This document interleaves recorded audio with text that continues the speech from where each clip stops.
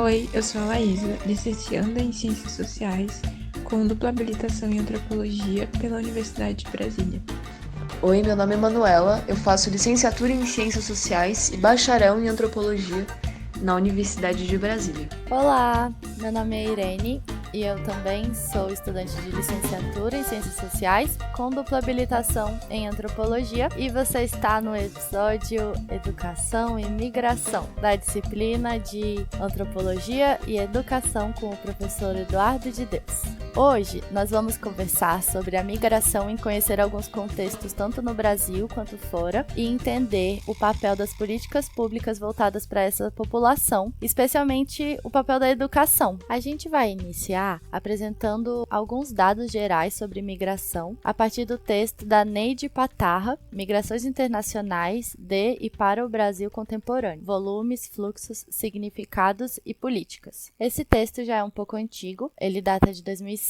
A autora ela já previa a intensificação do processo de migração ao longo do século XXI, o que a gente está comprovando agora, né? E mais para frente a Laísa vai trazer também algumas especificidades. A autora aborda já no início do texto os principais motivos do deslocamento das populações migrantes. Ela fala sobre a mudança de residência, o retorno muitas vezes dessas pessoas às regiões de origem. Ela também fala de deslocamentos por circularidade, onde muitas vezes as pessoas têm dupla residência, então elas tendem a ir temporariamente e depois voltar para suas regiões de origem. Esses deslocamentos muitas vezes se dão de maneira individual ou mesmo, uma família toda que se desloca e às vezes envolvem ações clandestinas ou ilegais. A autora também traz os tipos de imigrantes, que são 3. Tem as pessoas que já são documentadas, migrantes não documentados e migrantes refugiados. Já na segunda parte do texto, a autora explicita algumas políticas e acordos internacionais sobre a migração. Ela fala sobre a Conferência Internacional sobre a População e Desenvolvimento, que aconteceu em 1994 no Cairo, e também cita a Conferência da ONU de 1990, especificamente o capítulo 10, onde eles falam sobre um programa de ação para migrantes internacionais. O Brasil foi signatário de ambas estas conferências. Essas 2 conferências buscaram valorizar a promoção de políticas públicas voltadas para a população migratória, especialmente a saúde e a educação, que devem ser direitos assegurados a todas as pessoas. E também valorizar os efeitos positivos do processo migratório, tanto para as áreas de origem, de onde essas pessoas saem, também para as áreas de destino. Já no Brasil, a gente teve a Lei 6.815, de 1980, que foi uma lei muito criticada, mas que também vigorou por bastante tempo, até eu acho que o início dos anos 2000. A partir dessa lei foi criado o Estatuto do Migrante, que era um estatuto bastante restritivo e que exigia da pessoa migrante várias documentações e registros no Brasil que impediam a essa população de acessar políticas públicas. Em contraposição, a gente teve a nossa Constituição Federal de 88, que possui um cunho universalista, garante o acesso à educação e à saúde a todas as pessoas do território brasileiro, consequentemente também a população migrante. A Neide conclui, no final do texto, que é necessário a reformulação e ampliação de políticas públicas voltadas para a população migrante. Se faz necessário que o Brasil coloque na prática os compromissos assumidos internacionalmente.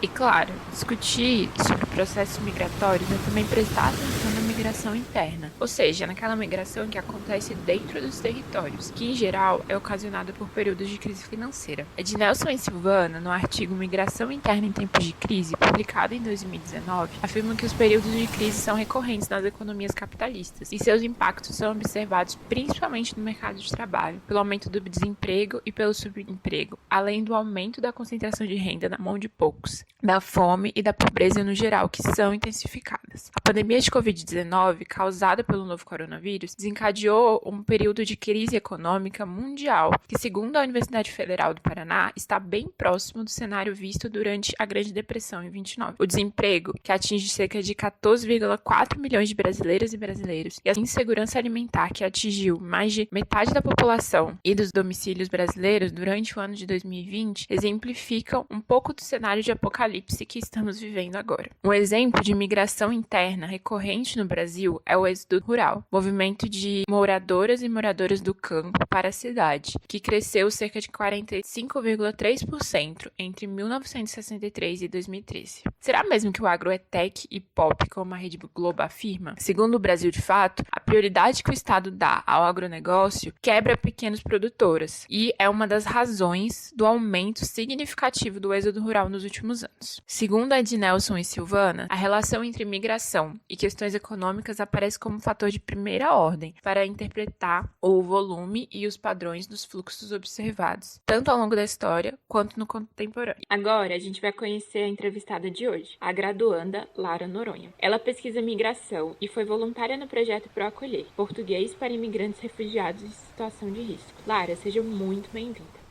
Olá, meu nome é Lara Noronha, eu sou licenciada em Ciências Sociais e graduanda em Antropologia pela Universidade de Brasília. Conta um pouco pra gente como que você entrou em contato com a temática da migração, que hoje é a sua área de pesquisa. Eu adentrei o universo das migrações no ano de 2018, quando o meu projeto de pesquisa era para entender a importância das redes familiares de migração para o projeto migratório como um todo. E como muitas vezes essas redes, elas determinavam o destino final do migrante. Então, esse era o meu primeiro objeto de pesquisa, né? Entender um pouco das redes familiares. Para isso, eu fiz algumas entrevistas com migrantes haitianos que faziam aula de português como língua de acolhimento na Universidade de Brasília. E aí, com a descrição deles, desse projeto, eu comecei a me interessar muito sobre políticas migratórias, essa modalidade de ensino, como que ela agregava na vida desses migrantes, né? Como que ela estava mudando a visão deles de Brasil, como que estava facilitando a entrada deles no país. E no ano de 2019, eu adentrei o projeto chamado Proacolher, português para imigrantes refugiados em situação de risco, para começar um voluntariado e posteriormente a minha pesquisa da minha monografia. Então eu queria entender um pouco como que essas políticas migratórias, como essas políticas de integração, né, que por muitas vezes poderiam ser de invisibilização dessas pessoas também, né, tem um ponto contraditório, ele afetava a vida dos migrantes. Então eu trabalhei no Proacolher durante um ano, no segundo semestre de 2019 fui monitora, no primeiro de 2020 fui professora, né, então foi um ano dentro de sala de aula convivendo com essas pessoas e conseguindo compreender um pouco mais sobre o que o projeto estava trazendo e o que as políticas migratórias brasileiras pregam, né? A diferença do discurso e da prática. Então foi mais ou menos por aí que eu comecei a adentrar dentro do projeto e consegui ter esse um ano de voluntariado lá dentro. Lara, que interessante seu trabalho no projeto Proacolher, hein? Como que você percebe a atuação de antropólogas nessa área da educação com pessoas migrantes, principalmente no acolhimento e aprendizado de novas línguas? Para entender um pouco mais, eu acho, do que é um antropólogo dentro da área de educação, eu tenho um relato muito interessante. Quando eu entrei, todo mundo me olhava com um olhar de insegurança, de desconfiança, de afastamento de mim. A partir do primeiro momento que eu falava que era antropóloga, todo mundo achava que eu iria deixar o projeto a qualquer momento, que eu iria só fazer a minha pesquisa e ir embora. E não ia ter nenhuma contrapartida pro projeto, né? Porque vários antropólogos já tinham ido lá, já tinham feito suas pesquisas, analisando fluxos, novos fluxos, e nunca tinham feito nenhuma contrapartida. Então, a primeira coisa que a gente tem que analisar dentro, até mesmo da profissão de antropólogo, né? A gente só extrai, é só isso que a gente tem a oferecer, né? Extrair a vida, as trajetórias e fazer a nossa pesquisa e pronto. Então, achei muito interessante isso. E a segunda segunda, eu acho que dentro da língua de acolhimento, por ser uma coisa mais prática, né? A antropologia sabe muito sobre socialização, por exemplo. Então, entender um pouco mais sobre como esses migrantes estão se relacionando com a sociedade brasileira, como a gente pode entender as trajetórias e possivelmente transformar em políticas públicas. Então, eu acho que dentro da língua de acolhimento, o papel do antropólogo, principalmente, né, nessas novas línguas com o público que é migrante, refugiado, é conseguir compreender essas trajetórias, compreender esses projetos que estão ali também, para ter ações efetivas, porque cada migrante vai ter uma vivência diferente dentro do Brasil e a gente tem que saber lidar com todas elas, fazer com que essa trajetória deles seja mais tranquila possível. Então, eu acho que é esse o papel do antropólogo ali dentro do acolhimento, sabe? Exatamente, é o acolher e é o fazer uma mudança para que as políticas sejam reais. A gente tem que entender o que está acontecendo e não simplesmente extrair, né, as trajetórias, mas também estar lá e ser ativo dentro da experiência deles, migratória no Brasil. Nossa, com certeza. Concordo total com você. Muito obrigada pela entrevista e parabéns pelo seu trabalho, amiga. O acolhimento que vocês fazem aqui na UNB pode servir como exemplo para outros espaços educacionais, em especial em cidades que recebem um fluxo grande de imigrantes, como é o caso de São Paulo, que a Manu vai contar um pouquinho pra gente agora, né?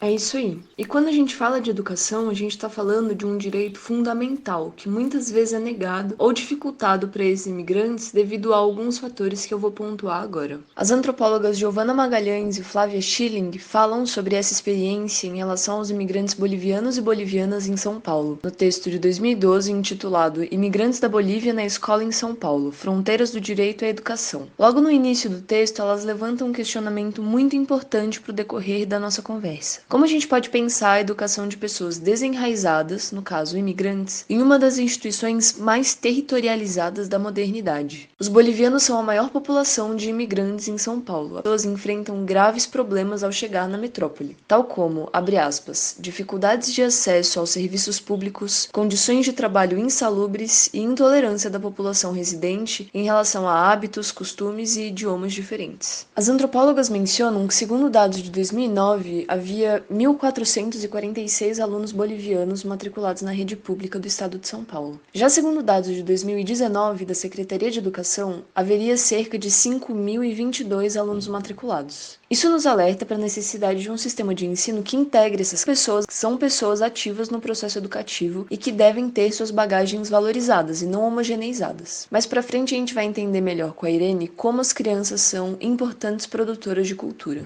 Já podíamos imaginar que o acesso à educação pelas crianças imigrantes não se daria de forma plena. As autoras mencionam que, abre aspas, numa entrevista piloto realizada com uma professora de uma escola municipal, foram relatados entraves das mais variadas naturezas: idioma, burocracia, documentação, dificuldades de diálogo, indícios de discriminação e um silêncio alarmante. A partir disso, Magalhães e Schilling norteiam a pesquisa a partir de 3 eixos. O primeiro eixo é o do acesso e da permanência, se voltando para, abre aspas, a questão da documentação exigida, bem como a relação com o idioma nativo, fecha aspas. Será que a educação está, de fato, disponível e acessível para a população imigrante boliviana? As autoras afirmam que a forma mais explícita de violação dos direitos dos imigrantes seria, abre aspas, exigir uma documentação que essa população não possui e condicionar a ela tanto a matrícula como a emissão de certificado de conclusão de curso, fecha aspas. Documentações estas que nem sempre são necessárias, explicitando a existência dessa barreira. Além da documentação, a linguagem também é uma dificuldade enfrentada por aqueles que imigram, abre aspas. Na ausência de espaços de sociabilidade e convivência com brasileiros, a principal aliada para a aprendizagem do idioma é a televisão, fecha aspas. Como não há programas de inclusão nas escolas de São Paulo, os imigrantes acabam tendo que, primeiro, se adaptar adaptarem ao português e só depois buscarem a escola. Como a Lara colocou, a linguagem pode ser uma importante forma de integração dessas pessoas. No segundo eixo, Magalhães e Schilling analisaram os pormenores da integração das famílias bolivianas com as comunidades escolares locais. Aqui, as autoras relataram as tensões do cotidiano com as quais os estudantes lidam.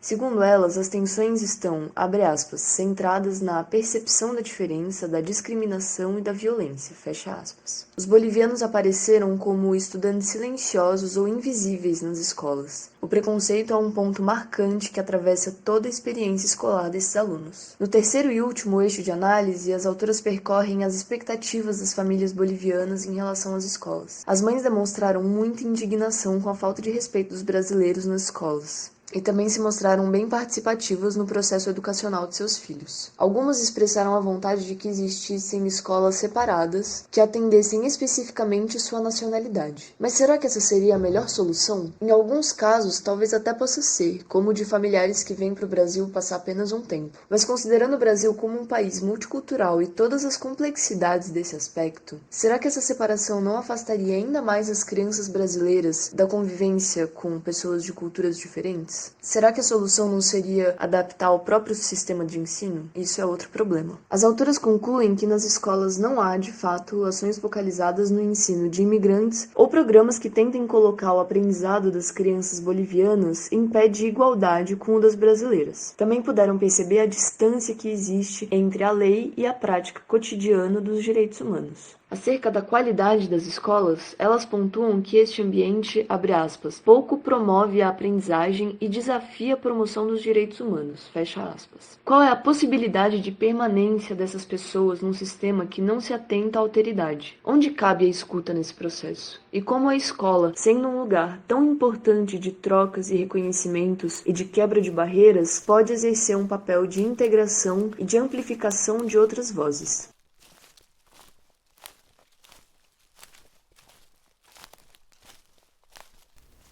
Pois é, a Manu trouxe perguntas muito importantes e muito difíceis de serem respondidas. A gente conversou muito ao longo da disciplina, né? Como as escolas tradicionais são bastante engessadas e muitas vezes não conseguem dialogar com os saberes próprios das educandas, né? Com a bagagem que as educandas trazem das suas experiências para a sala de aula.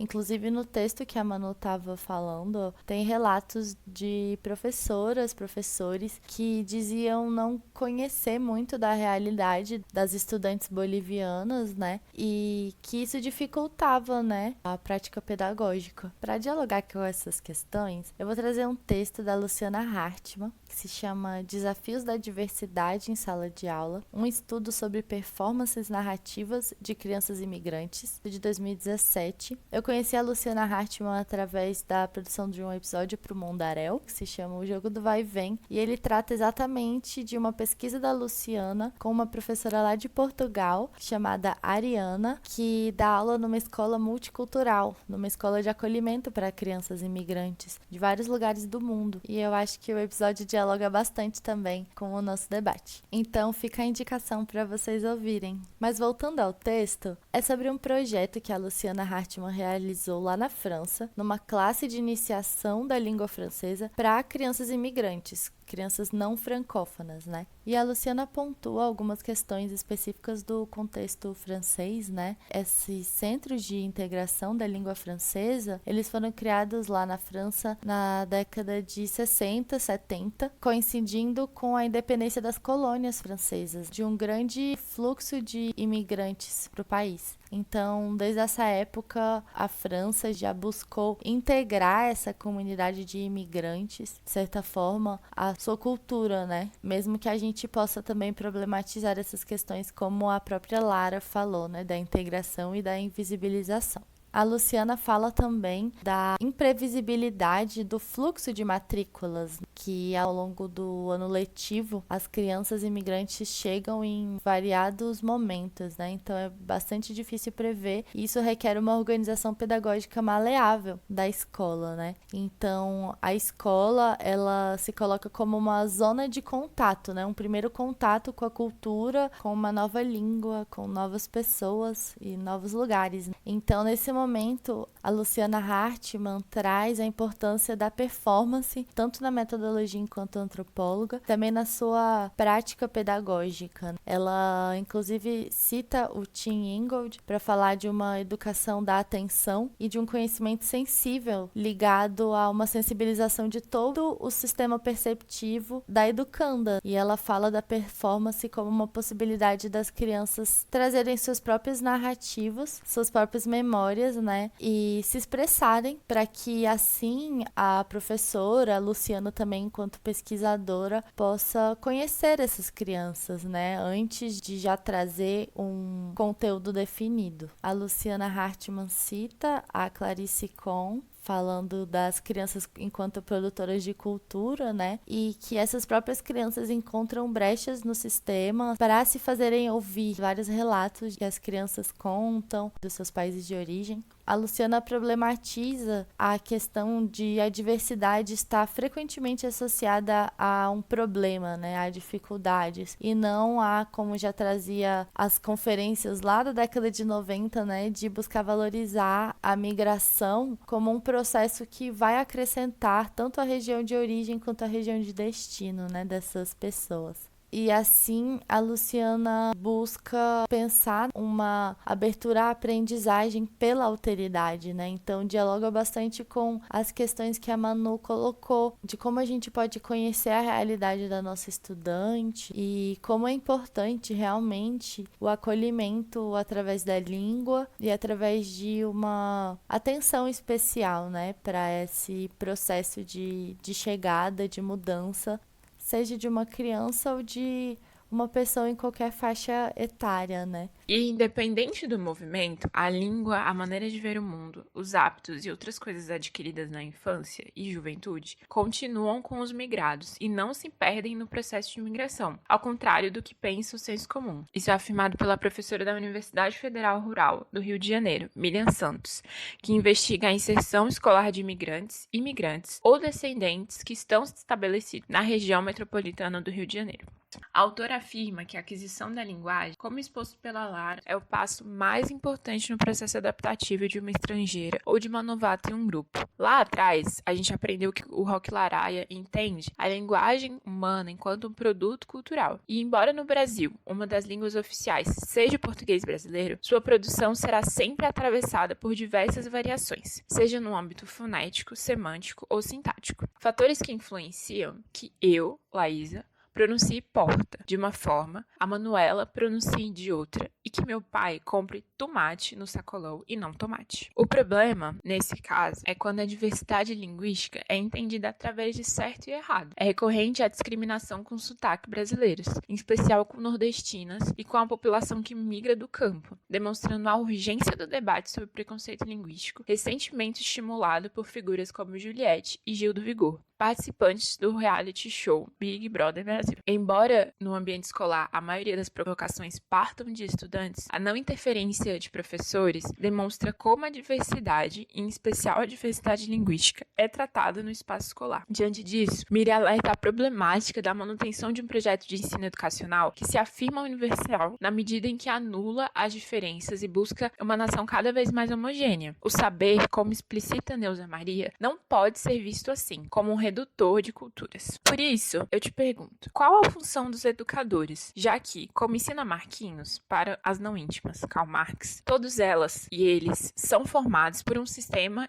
que estão inseridos, no caso brasileiro, um sistema racista em que a diversidade não é desejada. Para Miriam, em diálogo com Neuza Santos e Paulo Freire, a diversidade deve ser trabalhada enquanto aliada no trabalho docente, e não fator agravante ou dificultoso. A minha prática pedagógica consiste em assumir que não somos todas, todos e todos iguais. Pelo contrário, meus passos enquanto mulher negra partem de um espaço distinto dos da Lara, da Irene e da Manu. Por isso, a gente te convida a assumir as diferenças e lidar com o rojão. E para que a educação multicultural avance, destaco, por fim, aqui a importância de políticas públicas como a lei de cota e a obrigatoriedade do ensino de cultura afro-brasileira e indígena, por meio da lei de número 11.645, do ano de 2008. Existem outras formas que o encontro pode tomar a partir da valorização da bagagem sociocultural dos alunos, tanto por parte dos professores quanto dos colegas. Ao levar os outros a sério, o ambiente escolar se humaniza e rompe com premissas excludentes, xenofóbicas e racistas. Penso também na importância da formação continuada dos professores. É essencial que eles estejam a par das problemáticas sociais de seu país e de sua região para que possam agir ativamente diante de situações de segregação. Toda produção de conhecimento, seja ela científica ou não, é uma prática coletiva. Por isso, agradecemos a colaboração da professora doutora Tânia Passarelli, do Departamento de Sociologia, e da graduanda Marina Isabel. Ambas foram essenciais para a elaboração do nosso episódio. Além disso, agradecemos mais uma vez a Lara pela disponibilidade em compartilhar conosco um pouco da sua trajetória. E claro, não tem como não agradecer a Irene, que além de parceira de disciplina e de vida, realizou um trabalho cuidadoso e atencioso na edição desse episódio. Ah, suas lindas, eu que agradeço por serem ótimas amigas e maravilhosas colegas de curso. Queremos agradecer também ao professor Eduardo de Deus pelo ótimo semestre. Beijos, pessoal, até mais!